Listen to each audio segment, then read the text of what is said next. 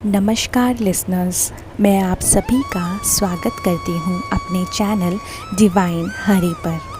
पिछली वीडियो में हमने श्रीमद् भागवत महापुराण के स्कंद 1 अध्याय 18 का अध्ययन किया था, जिसके वीडियो का लिंक आपको डिस्क्रिप्शन पर मिल जाएगा। अगर आप हमारे चैनल पर नए हैं तो हमारे चैनल को सब्सक्राइब करें और जुड़े इस श्रीमद् भागवत महापुराण की आध्यात्मिक यात्रा से। तो चलिए आज की यात्रा को हम प्रारंभ करते हैं और बढ़ते हैं अपने अगले अध्याय की ओर।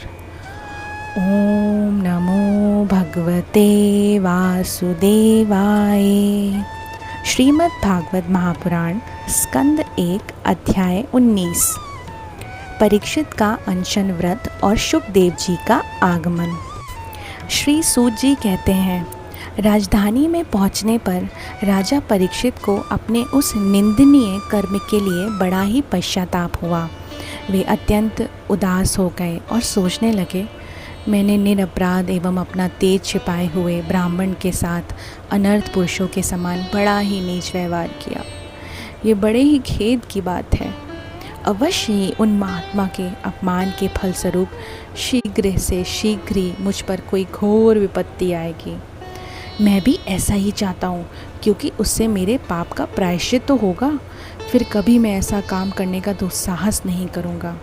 ब्राह्मणों की क्रोध अग्नि आज ही मेरे राज्य, सेना और खजाने को जलाकर खाक कर दे, जिससे फिर कभी मुझ दुष्ट की ब्राह्मण देवता और गौ के प्रति ऐसी पाप बुद्धि ना हो। वे इस प्रकार चिंता कर ही रहे थे कि उन्हें मालूम हुआ ऋषि कुमार के श्राप से तक्षक मुझे डसेगा। उन्हें वह धधकती हुई आग के समान तक्षक का डसना बहुत भला मालूम हुआ। उन्होंने सोचा कि बहुत दिनों से मैं संसार से आसक्त हो रहा था, अब मुझे शीघ्र वैराग्य होने का कारण प्राप्त हो गया। वे इस लोक और परलोक के भोगों को पहले से ही तुच्छ समझते थे। अब उनका त्याग करके भगवान श्री कृष्ण के चरण कमलों की सेवा को ही वे सर्वोपरि मानकर आमरण अनशन व्रत लेकर वे गंगा तट पर बैठ गए। गंगा जी का जल भगवान श्री कृष्ण के चरण कमलों का वह पराग लेकर प्रवाहित होता है जो श्रीमती तुलसी जी की गंध से मिश्रित है। यही कारण है कि वे लोकपालों के सहित ऊपर नीचे के समस्त लोगों को पवित्र करती है। ऐसा कौन पुरुष होगा जो उनका सेवन न करे। इस प्रकार गंगा जी के तट पर आमरण अनशन का निश्चय करके उन्होंने समस्त आसक्तियों का परित्याग कर दिया और मुनियों का व्रत स्वीकार करके अनन्य भाव से श्री कृष्ण के चरण कमलों का ध्यान करने लगे। उस समय त्रिलोकों को पवित्र करने वाले बड़े बड़े महाअनुभव ऋषि मुनि अपने शिष्यों के साथ वहाँ पधारे। उस समय वहाँ पर ऋषि अत्रि, वशिष्ठ, भृगु, अंगिरा, पराशर, विश्वामित्र आदि ऋषि, भगवान व्यास, नारद तथा इनके अतिरिक्त और भी कई श्रेष्ठ देव ऋषि का शुभागमन हुआ। इस प्रकार विभिन्न गोत्रों के मुख्य मुख्य ऋषियों को एकत्र देखकर राजा ने सबका यथा योग्य सत्कार किया और उनके चरणों पर सिर रखकर वंदना की। जब सब लोग आराम से अपने अपने आसनों पर बैठ गए, तब महाराज परीक्षित ने उन्हें फिर से प्रणाम किया और उनके सामने खड़े होकर शुद्ध हृदय से अंजलि बांधकर जो कुछ कहना चाहते थे उसे सुनने लगे।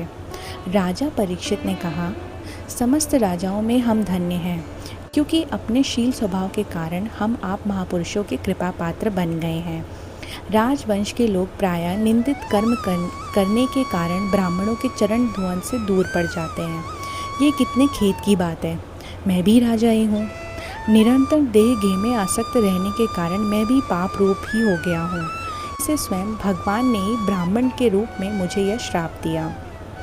यह श्राप वैराग्य उत्पन्न करने वाला है, क्योंकि इस प्रकार के श्राप से संसार आसक्त पुरुष भयभीत होकर विरक्त हो जाया करते हैं। ब्राह्मणों, अब मैंने अपने चित्त को भगवान के चरणों में समर्पित कर दिया है। आप लोग और माँ गंगा जी शरणागत जानकर मुझ पर अनुग्रह करें। ब्राह्मण कुमार के श्राप से प्रेरित कोई दूसरा कपट से तक्षक का रूप धरकर मुझे डस ले अथवा स्वयं तक्षक आकर मुझे डस ले, इसकी मुझे तनिक भी परवाह नहीं है। आप लोग कृपा करके भगवान की रसमयी लीलाओं का गायन करें। मैं आप ब्राह्मणों के चरणों में प्रणाम करके पुनः यही प्रार्थना करता हूँ कि मुझे कर्मवश चाहे जिस योनि में जन्म लेना पड़े, भगवान श्री कृष्ण के चरणों में मेरा अनुराग हो। महाराज परीक्षित परम धीर थे। वे ऐसा दृढ़ निश्चय करके गंगा जी के दक्षिण तट पर कुश के आसनों पर उत्तर मुख होकर बैठ गए। राजकाज का भार तो उन्होंने पहले ही अपने पुत्र जन्मेजय को सौंप दिया था। पृथ्वी के एकमात्र सम्राट परीक्षित जब इस प्रकार आमरण अनशन का निश्चय करके बैठ गए, तब आकाश में स्थित देवता लोग बड़े आनंद से उनकी प्रशंसा करते हुए वहां पृथ्वी पर पुष्पों की वर्षा करने लगे। सभी उपस्थित महर्षियों ने परीक्षित के निश्चय की प्रशंसा की और साधु साधु कहकर उनका अनुमोदन किया। ऋषि लोग तो स्वभाव से ही लोगों पर अनुग्रह की वर्षा करते ही रहते हैं।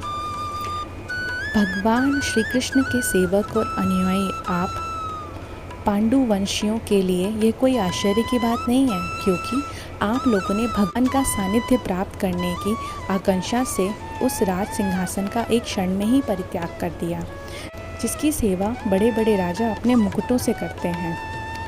हम सब तब तक यहीं रहेंगे जब तक ये भगवान के परम भक्त परीक्षित अपने नश्वर शरीर को छोड़कर माया दोष एवं शोक से रहित भगवत धाम में चले नहीं जाते। ऋषियों के ये वचन बड़े ही मधुर, गंभीर, सत्य और समता से युक्त थे।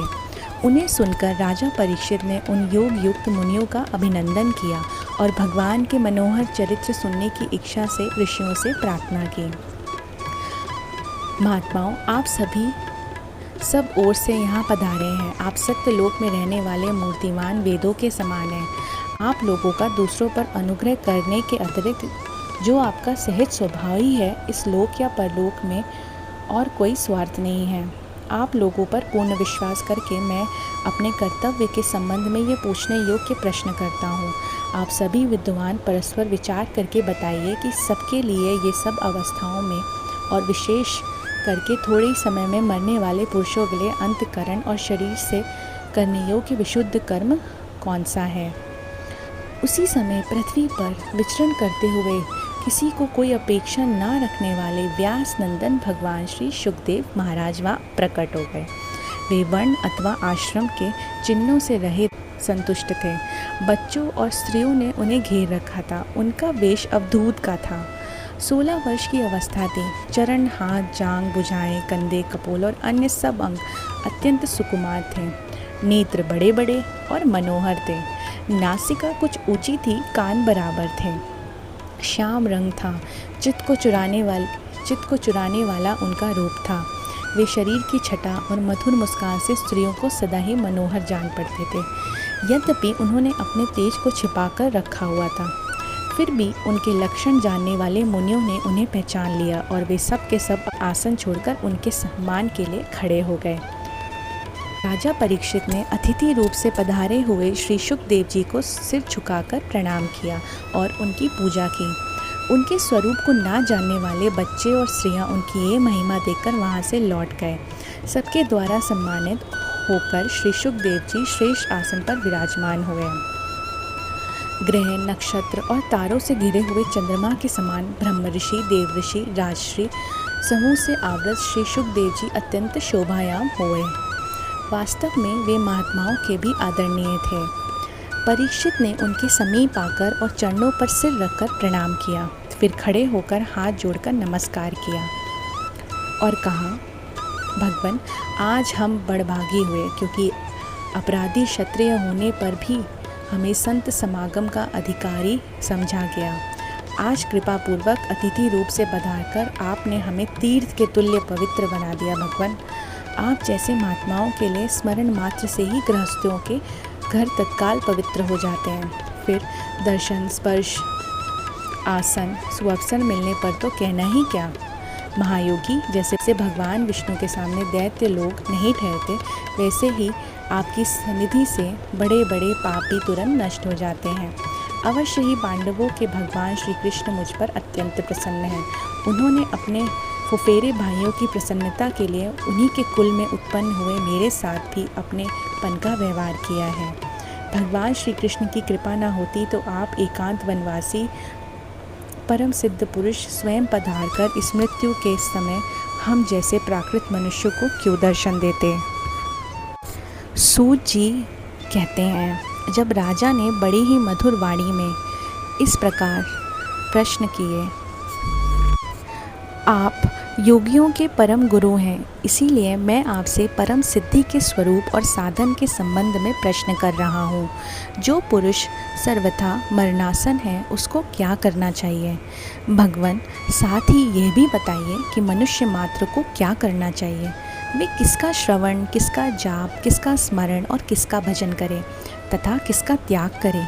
भगवत स्वरूप मुनिवर, आपका दर्शन अत्यंत दुर्लभ है, क्योंकि जितनी देर एक गाय दूही जाती है, गृहस्थों के घर भी आप उतनी देर नहीं ठहरते।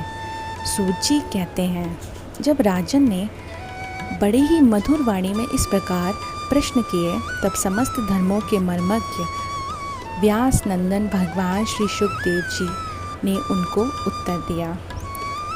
श्री सुखदेव जी को हम बारंबार नमस्कार करते हैं और आज का ये अध्याय प्रथम स्कंद समाप्त होता है।